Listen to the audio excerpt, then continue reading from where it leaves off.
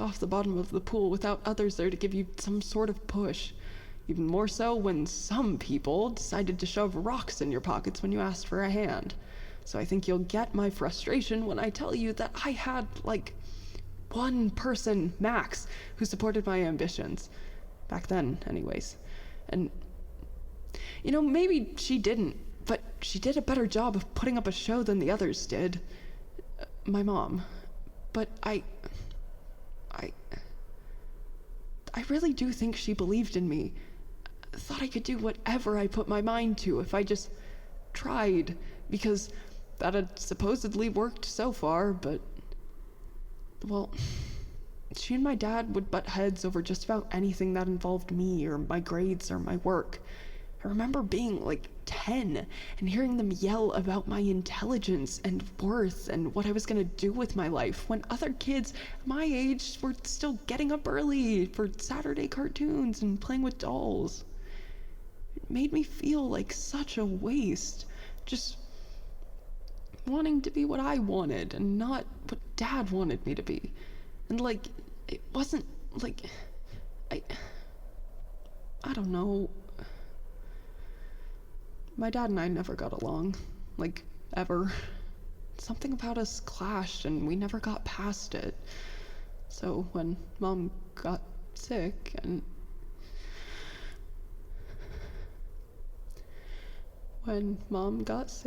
and we had to be alone with each other more often, things got hard. I wasn't even a teen yet, but something about me infuriated him. I think he tried to hide it for a while, but he just, I don't know. I'd come home from school so excited to show him whatever stupid gadget I'd made that day, and he'd just not care. Tell me it was dumb or that I somehow screwed it up, even though he knew nothing about mechanics. It wasn't a big deal, I guess, but I was a kid. I needed someone in my corner. Had I not been the stubborn asshole that I happened to be, I probably would have given up, but I am that stubborn asshole. And I knew my mom was counting on me. I mean, at that point, that was really all I could do for her, you know? Give her something to be proud of. So I'd march myself into her room, telling myself that Dad's opinion didn't matter, and show her my newest clunky little piece of crap. Her favorite was this little dumb bird. It could walk across your hand for a few seconds. She thought it was adorable. Insisted that I let her keep it on her bedside table, so I did. And it stayed there for a while.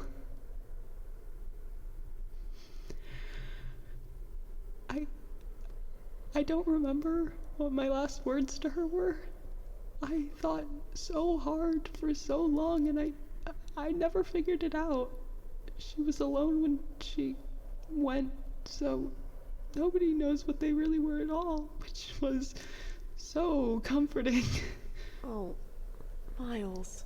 And all I really remember from the funeral, which, by the way, strong man Mr. Sean Abbott made me leave early, was that it was in those moments that I realized that no one cares. Not about me, not about my mom, not about the dead. People only care about themselves and what they want, what they're getting for lunch after this, what their annoying coworker is doing to ruin their promotional chances, how their makeup is holding up at a goddamn funeral. I'm so sorry for your loss, dear, they would all say with the same fake face. You're such a strong kid for holding up through all this. I understand that this must be difficult for you. It must be so hard. Patronizing, demeaning, but most of all, evidence of how little damns they gave for me or for Nora Abbott. Because if they really did care that much, if they really thought it was that hard, they would take a moment to take their heads out of their asses and notice I wasn't holding up. And they didn't understand, and they never would, and that there are still ways to comfort someone, a child, without lying to them. Because if Mom was still around, she would have told every asshole at that stupid funeral that she never, ever would have wanted people to sulk and throw around fake pity in her name while holding stupid black umbrellas. She lived her life taking in the world loudly and joyously, unafraid to say what she believed or show how happy she was. Confining her death to a monochrome, depressive cookie cutter of an event was a crime against everything she had ever stood for, and I hope those people lay awake at night knowing that they let her down at the last chance they got to do something good for her.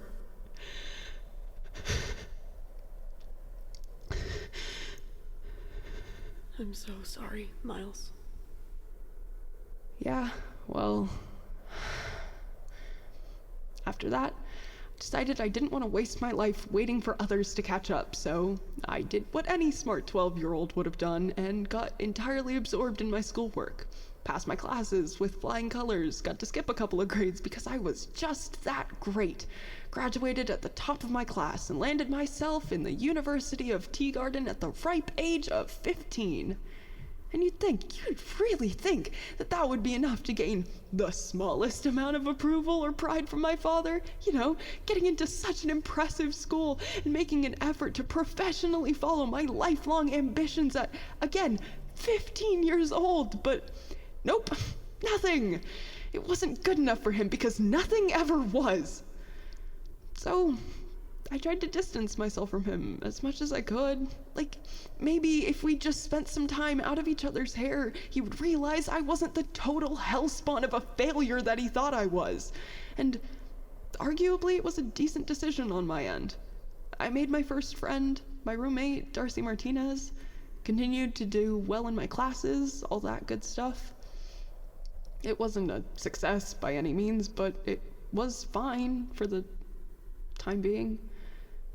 Gave me good memories to look back on. Freshman year really was probably one of the best years of my life, if not the best year of my life. It was sophomore year that I had to go and screw it up. I was still just a kid. I was stupid. I was very stupid, and to be honest, I'm surprised I didn't utterly ruin my entire life then. Miles, I'm sure that... I hit him. I stopped thinking for half a second, and I hit my professor. Hard. Shit. Yeah. Shit. Black eye and broken nose. Landed me with a misdemeanor and an expulsion from the school of my dreams. Or, not really, I guess. The school I thought would make me less of a failure, maybe? Which, funny how that panned out, huh? Well, why did you do it? Not for any valid reason. Nothing that would, I don't know, make it better. I had this idea, a way to make fully autonomous but safe AI units that could be mass-produced and widespread to everyone, not just the rich people.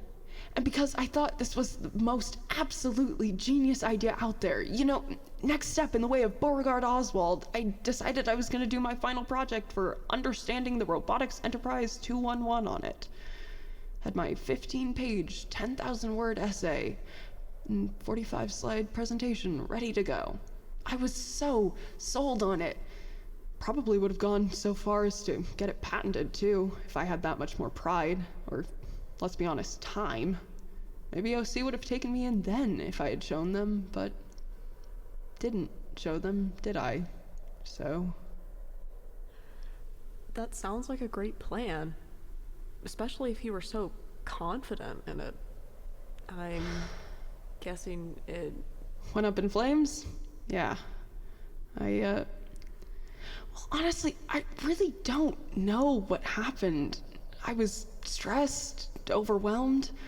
Darcy and I were on rocky waters because of some stupid argument about our astral robotics project, and... Alex, I really don't know. I was stupid. I was 16. I felt out of my waters, and I guess I don't know.